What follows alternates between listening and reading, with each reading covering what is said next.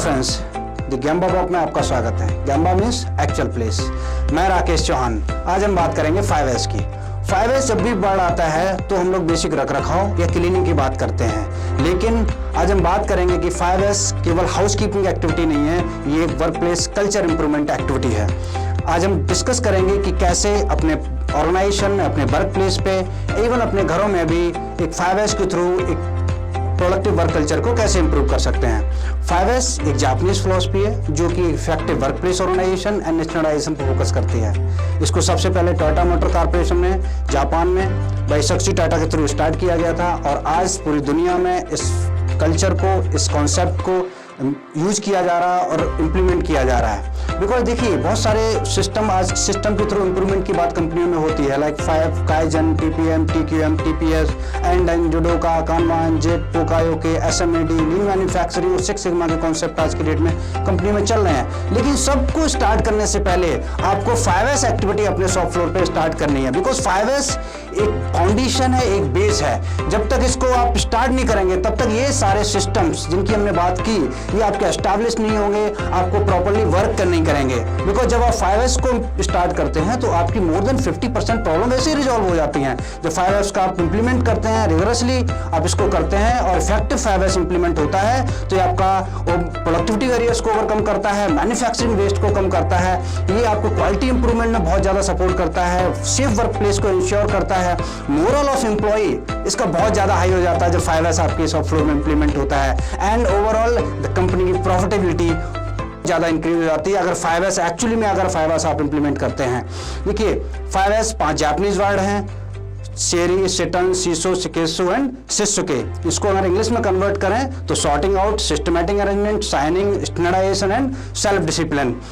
तो ये एक स्ट्रक्चर्ड मेथड है। जब आप 1S करते हैं तो देन गो फॉर 2S के बाद देन 3S। तो फर्स्ट 3S जब हम कर लेते हैं देन इसको हम 4th S के थ्रू स्टैंडर्डाइज करते हैं और स्टैंडर्डाइज करने के बाद 5th S सेल्फ डिसिप्लिन के थ्रू इसको सस्टेन करते हैं। तो ये एक स्ट्रक्चर्ड मेथड है। अब हम सबसे पहले बात करते हैं शेरी की। शेरी मीन्स सॉर्टिंग आउट। तो आपके वर्क प्लेस पे, आपकी ऑर्गेनाइजेशन में, इवन आपके घरों में बहुत से आइटम ऐसे होते हैं जो कि कुछ वांटेड होते हैं, कुछ अनवांटेड होते हैं। हो सकता है कुछ आइटम जरूरत है लेकिन बाद में जरूरत है, तो ऐसी आइटम्स को आप आइडेंटिफाई करें या सेग्रीगेट करें। तो जब भी आप 1S एक्टिविटी करते हैं, देखिए बहुत सारे आइटम ऐसे होते हैं जो कि आपको डिस्टर्ब करते हैं, आपको कंफ्यूजन क्रिएट करते हैं, डिसीजन लेने में दिक्कत होती है, इसलिए 1S एक्टिविटी करना बहुत जरूरी है। 1S एक्टिविटी जब भी करने जाते हैं तो इसकी 4th प्रिंसिपल है जो मैं आपको बता रहा हूं। सबसे पहला प्रिंसिपल है नॉट नीडेड एट ऑल। आप ऐसी आइटम को आइडेंटिफाई करिए जो कि आपको बिल्कुल जरूरत नहीं है, जिनको कि फ्यूचर में भी कभी जरूरत नहीं पड़ेगी, जैसे rejection, scrap, dead stock, machine से निकले हुए पार्ट्स, इनको कभी आप फ्यूचर में कभी जरूरत नहीं पड़ेगी। एंड घरों में आपके पुराने कपड़े हैं, पुरानी डायरी है, शादी कार्ड्स हैं, जो एक बार शादी हो गई 2-3 महीने पहले, अब दोस्त कार्ड पे दोबारा आप शादी अटेंड तो कर नहीं सकते। इसलिए जितने भी अनवांटेड आइटम है उनको आइडेंटिफाई करें एंड सेग्रीगेट करें। दूसरा प्रिंसिपल है नीडेड बट नॉट नाउ। चाहिए है लेकिन अभी नहीं चाहिए। सपोज आप 3 दिन बाद प्रोडक्शन आपका होने वाला है या 1 हफ्ते बाद किसी आइटम का प्रोडक्शन होने वाला है, उसका रॉ मटेरियल या उसके रिसोर्सेस अभी से अरेंज करके रखने की जरूरत नहीं है। कंपनी में एक ही स्टोर होना चाहिए, मल्टीपल स्टोर नहीं होने चाहिए। तो आपको जब भी जरूरत पड़े तो स्टोर से आप निकाल के लाएं मटेरियल, वहां से इशू करा के लाएं। ठीक है, जैसे घरों में आप सर्दियों में जब जो आइटम यूज होते हैं, जैकेट है, कंबल है, रजाई है, तो इनको आप गर्मियों में तो अपने पास नहीं रखते हैं ना। आप बेडरूम में आप इनको सजा कर नहीं रख सकते, इनको किसी आप बक्से में रख देते हैं कि जब भी आपको 5 महीने बाद, 6 महीने बाद जरूरत हो तो वहां से निकालेंगे। तो आप ऐसी जगह पर रखिए इन चीजों को, जब जरूरत हो तो 2-4 महीने में निकालना है। तीसरा प्रिंसिपल है नीडेड बट नॉट हियर। कुछ आइटम चाहिए लेकिन यहाँ पे नहीं चाहिए।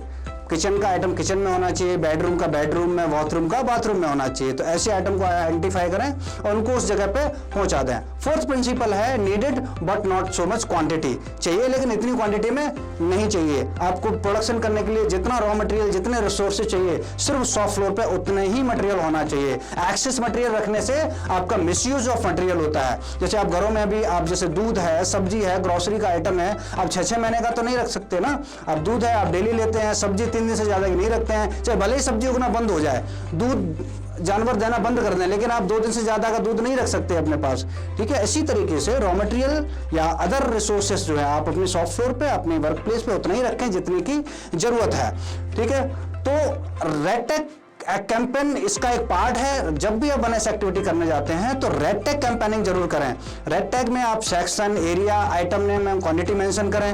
उसमें क्या रीजन है, किस आपको क्या लगता है कि क्या रीजन है जिसकी वजह से मटेरियल पड़ा हुआ है, इधर वो ऑब्सोलीट है, डिफेक्टिव है, स्क्रैप है, अननेसेसरी पड़ा हुआ है, कोई मिक्सअप कंडीशन में पड़ा हुआ है, अनआइडेंटिफाइड है, काम का है बट अनआइडेंटिफाइड है, एंड अदर कोई रीजन है जिसकी वजह से मटेरियल वहां पे पड़ा हुआ है, तो आप उस आइटम में उसमें रेड टैग में आप मेंशन कर दीजिए।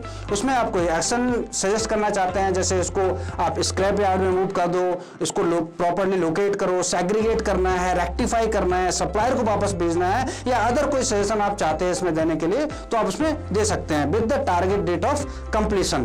तो आप उसकी टारगेट डेट डाल के आप उस रेड टैग को लगा दीजिए। उससे होता क्या है, चाहे भले ही आपने आइडेंटिफाई किया, लेकिन रेड टैग जब लगा होता है तो आप उसकी अकाउंटेबिलिटी रहती है कि हमने इतनी इतनी जगह रेड टैग लगाए हुए हैं, उनको हटाना है।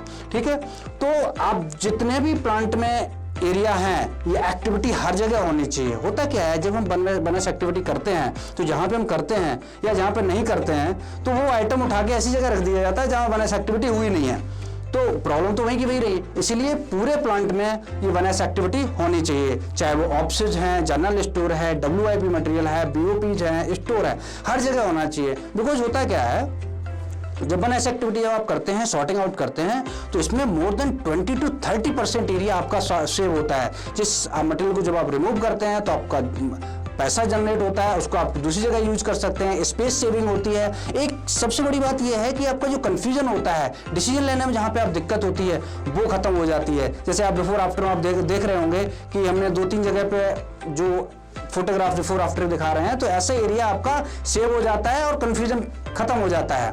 आपके कुछ स्टेप्स मैं आपको और बता रहा हूं, जो कि आपको जब भी बनएस एक्टिविटी करने जाते हैं तो इन स्टेप्स को ध्यान रखिएगा। सबसे पहले जितने भी अननेसेसरी आइटम हैं उनको आप रिमूव कर दीजिए अपनी एरिया से। दूसरा, जो भी आइटम बचे हुए उनको प्रॉपर्ली टैग करें, आइडेंटिफाई करें। कोई मटेरियल मिसिंग और एक्स्ट्रा नहीं होना चाहिए। टाइमली डिस्पोजल ऑफ रिजेक्शन, जितना भी रिजेक्ट हुआ है, डेड स्टॉक है, या जो भी मटेरियल ऐसा है जो कि वहां काम का नहीं है, तो उनको इमीडिएट डिस्पोज ऑफ करें। रिवर्क सेम शिफ्ट में होना चाहिए। देखिए, रिवर्क सेम शिफ्ट में होने से क्या होता है कि जब भी आप नेक्स्ट डे प्रोडक्शन करने जाते हैं, फ्रेश स्टार्ट होता है। अगर रिवर्क सेम डे कर देते हैं, अगर रिवर्क पड़ा हुआ है तो नेक्स्ट डे की यार इसको पहले रिवर्क करें कि नेक्स्ट प्रोडक्शन करें, तो उसमें कंफ्यूजन होता है। इसलिए रिवर्क सेम शिफ्ट में खत्म कर दें। एंड रिजेक्शन रिवर्क का एक रजिस्टर बनाएं जिससे आपकी अकाउंटेबिलिटी रहती है। तो बनएस एक्टिविटी करने के बाद हम go for 2S। 2S means सिटन। सिटन का मीन्स होता है सिस्टमैटिक अरेंजमेंट। इसकी एक टैगलाइन होती है कि place for everything and everything should be in place. हर चीज की एक जगह निर्धारित हो और वो चीज उसी जगह पे रखी हुई होनी चाहिए। देखिए, इसके कुछ ऑब्जेक्टिव्स हैं। 2S का बहुत इंपॉर्टेंट चीज ये है कि जो रखरखाव होता है, जो आप स्टोरेज करते हैं, शुड बी फ्री। क्या क्या चीजें फ्री होनी चाहिए? सबसे पहले जब आप स्टोरेज करते हैं मटेरियल का, शुड बी क्लाइम फ्री, कि आप मंकी प्रैक्टिस ना करनी पड़े। मटेरियल का स्टोरेज इस तरीके से करें कि आप इजीली रख सकें एंड उतार सकें। आप कभी स्टूल लेके, चेयर पे चढ़ के या आप कवर्ड पे चढ़ के आप मटेरियल को उतार रख रहे हैं, वो पोजीशन नहीं होनी चाहिए। As per 5S rule 6 feet की हाइट से ज्यादा मटेरियल स्टोरेज नहीं करना चाहिए। उससे ज्यादा अगर हाइट पे मटेरियल स्टोरेज करते हैं तो there should be a provision. ठीक है। Second is search free. जो भी आप स्टोरेज है वो आपका सर्च फ्री होना चाहिए, आप ढूंढना ना पड़े। देखिए, मैन डिपेंडेंट ना हो। कभी कभी क्या होता है ना कि कभी जो कोई फाइल नहीं मिल रही होती है तो बोलते हैं कि वो रमेश आएगा, महेश आएगा, वो रख के गया। तो मैन डिपेंडेंट सिस्टम नहीं होना चाहिए। कोई है या नहीं है, आपका मटेरियल, आपकी फाइल या आपकी कोई भी आइटम है, आपको मिल जाने चाहिए। This should be search free. Third है काउंट फ्री। आपको फिजिकल काउंट ना करना पड़े। आपका सिस्टम ऐसा होना चाहिए जैसे 5 कैबिनेट रखे हुए, वहां पे एक में 100 पीसेस हैं, 5 कंटेनर हैं, तो देन मिलके 500, तो काउंट फ्री होना चाहिए। Fourth is went free. Went free means जहां पे आपको कमर वेंट करनी पड़े। जमीन पे मटेरियल नहीं रखा होना चाहिए। जमीन पे रखा होता है तो उसको 2-3 और डिसएडवांटेज होते हैं। सबसे पहला कि जमीन पे मटेरियल रखते हैं तो उससे क्या, वो रस्टी हो जाता है, वहां पे आप क्लीनिंग नहीं कर पाते हैं और आपकी कमर बैंड होती है, तो वो नहीं होना चाहिए। तो वहां पे कोई प्रोविजन ऐसा होना चाहिए, किसी फाउंडेशन पे मटेरियल रखा होना चाहिए, चाहे वो मशीन है या मटेरियल है ना, तो उस पर होना चाहिए। 2S में सबसे इंपॉर्टेंट रोल होता है विजुअलाइजेशन का। तो आप कितना विजुअलाइज कर रहे हैं चीजों को। बेसिकली देखिए, एक सर्वे में यह पता लगा है कि सबसे ज्यादा जो ह्यूमन बीइंग्स होते हैं वो मोर देन 83% जो इंफॉर्मेशन है थ्रू द आई कलेक्ट करते हैं, जो हमें सामने दिखता है। जो हमें सामने दिखता है उससे हम लोग इंफॉर्मेशन कलेक्ट करते हैं। बाकी 17% में स्मेल, टच, टेस्ट, ईयर, इनसे कलेक्ट करते हैं। तो आप कोशिश करिए कि शॉप फ्लोर पे आपके एरिया में विजुअलाइजेशन कितना है। जितना ज्यादा विजुअलाइजेशन होगा उतना आपकी दिक्कतें खत्म हो जाएंगी, ट्रांसपेरेंसी आएगी, डिसीजन लेने में इजी होगा।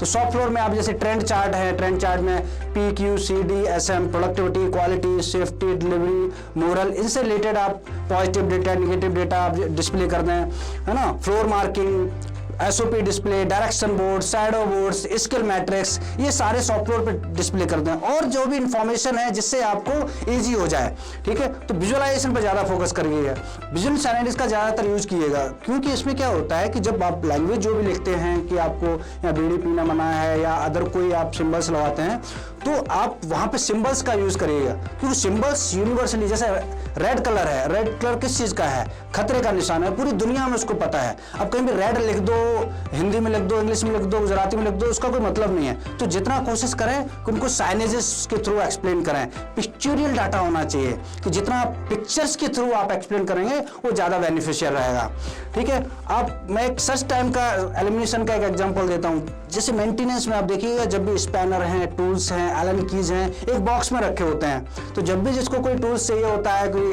रेंच चाहिए, तो उसको 10-15 मिनट ढूंढने में लग जाते हैं, बॉक्स में रखे होते हैं। तो उसकी जगह क्या करो, आप शैडो बोर्ड बना दो। शैडो बोर्ड से आपको 2-3 फायदे होंगे। सबसे पहला को आपको विद इन 10 सेकेंड वो रेंच, वो एलन की है, वो टूल आपको मिल जाएगा। दूसरा, उसमें से कोई चोरी हो गया, कोई उठा ले गया, तो इमीडिएट आपको पता चलेगा यहाँ से कुछ चीज मिसिंग है। तीसरा, उसकी अकाउंटेबिलिटी रहती है। तो आप ये शैडो बोर्ड्स अपने शॉप फ्लोर में लगाएं। दूसरा, आप घरों में भी देखिए हैं कि फैन लगे होते हैं, ट्यूबलाइट्स हैं, तो हम जब ट्यूबलाइट है, फैन जलाने की कोशिश करते हैं, तो बहुत सारे स्विचेस वगैरह लगे होते हैं ना, जला के ऐसे टक टक टक टक करके देखते हैं कि जला के नहीं जला, जला के नहीं लगा।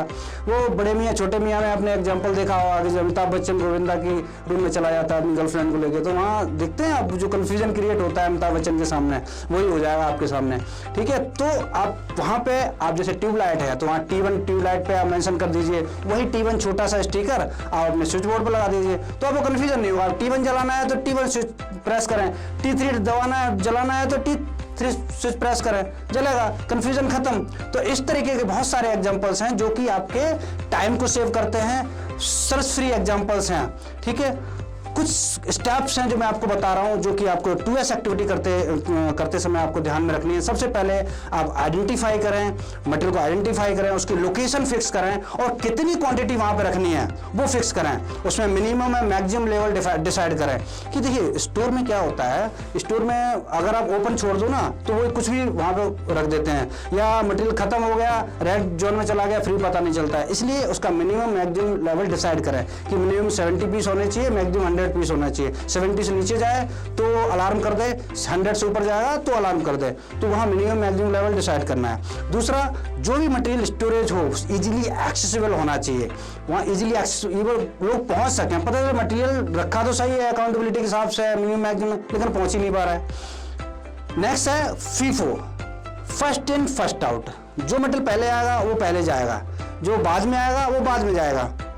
भाई, जो मटेरियल आपने दूध जो पहले आता है वो पहले कंज्यूम होता है, बाद में आता है जो बाद में कंज्यूम होता है, उस वो मेथड आपके यहाँ होना चाहिए, FIFO सिस्टम होना चाहिए। And next, training, regular training होती रहनी चाहिए, बिकॉज आपने जो सिस्टम बनाए उनकी अवेयरनेस लोगों को नहीं होगी तो भी सिस्टम उतना इफेक्टिवली नहीं चलते हैं। तो ट्रेनिंग रेगुलर होनी चाहिए। 1S and 2S के बाद अब हम बात करते हैं 3S की। 3S मीन्स शाइनिंग, मतलब हर चीज चमकनी चाहिए, इतना साफ हो कि हर चीज चमकनी चाहिए। जब भी आप क्लीनिंग के लिए जाते हैं तो क्लीनिंग का मतलब सिर्फ फॉर्मेलिटी नहीं है कि आपने कपड़ा लेके साफ कर दिया बस हो गया cleaning.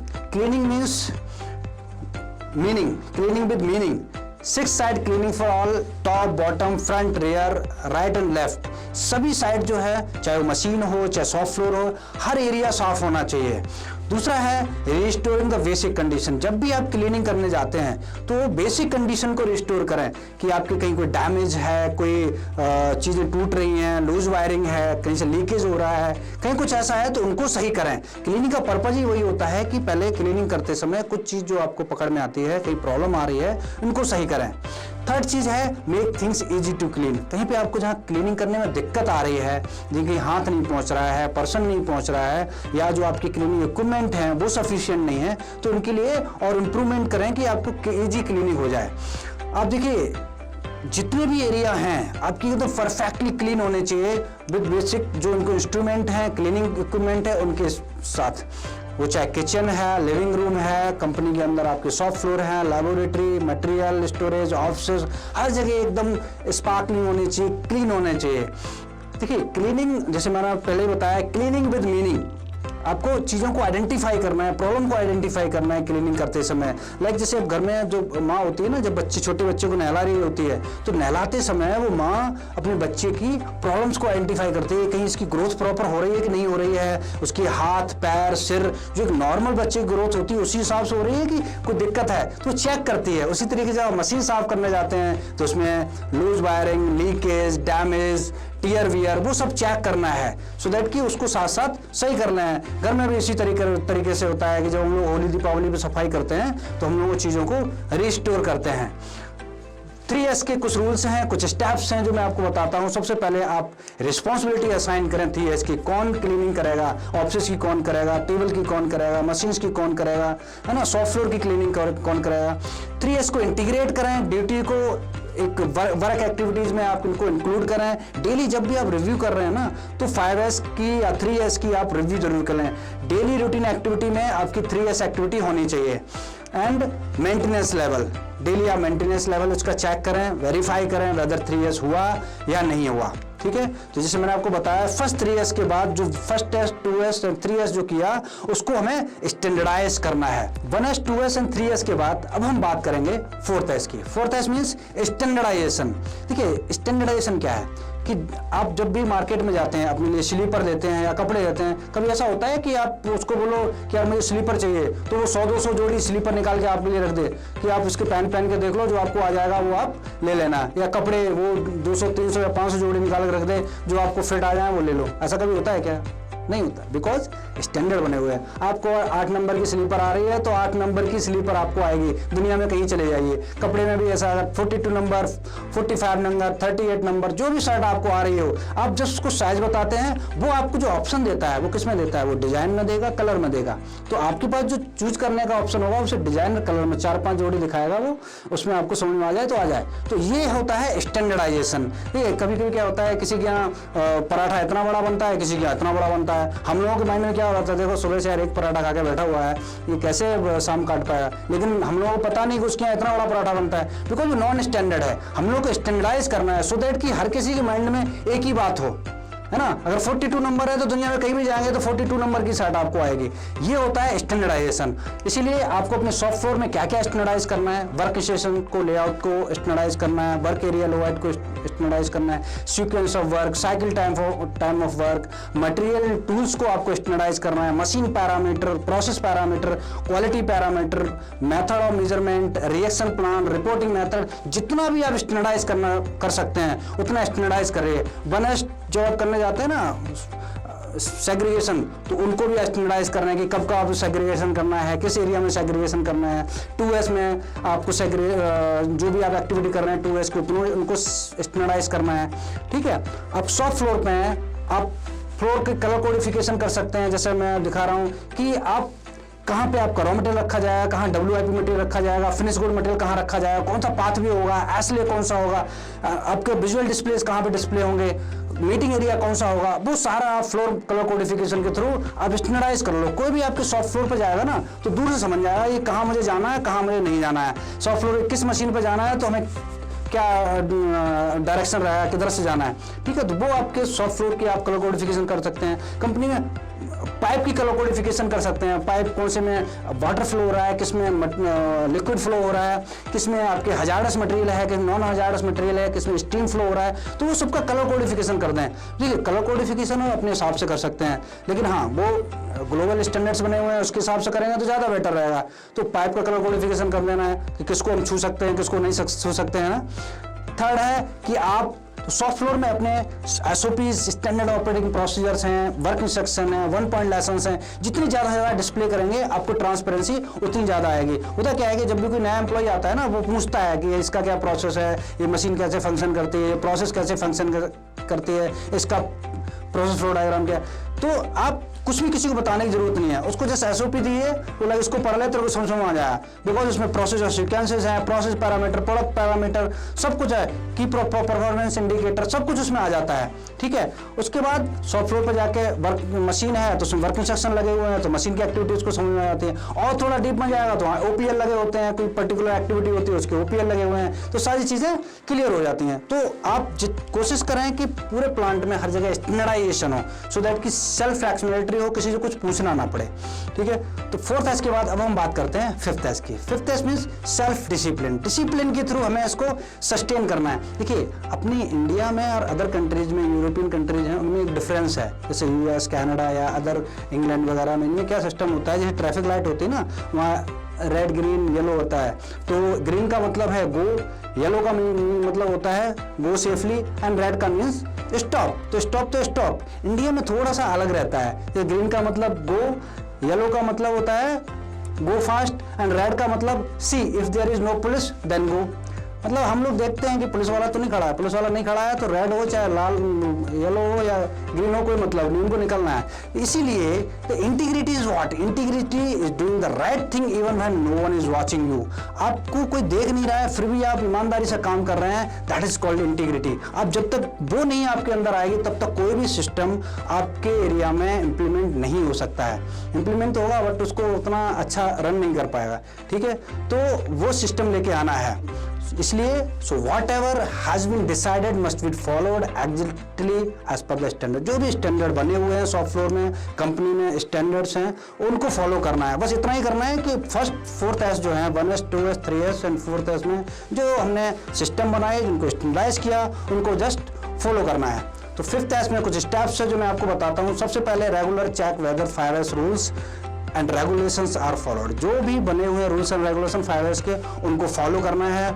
Employ all the level of employ, मतलब TI इसको बोलते हैं, टोटल एम्प्लॉय इन्वॉल्वमेंट। सारे एम्प्लॉयज को चाहे टॉप टू बॉटम सबको इन्वॉल्व करना है 5S एक्टिविटी में, क्योंकि जो एम्प्लॉय छूट जाता है ना, वो इन सिस्टम को फॉलो नहीं करेगा तो वो आपकी सिस्टम को बिगाड़ेगा। इसलिए सारे एम्प्लॉयज को इन्वॉल्व करना है, तभी आपका एक्चुअल आउटपुट निकल के आएगा 5S का। Conduct 5S monthly audit. आप रेगुलर मंथली ऑडिट करें, बिकॉज आप रेगुलर ऑडिट करेंगे, उसमें फाइंडिंग्स होंगी, उनको आप करेक्ट करते रहिए।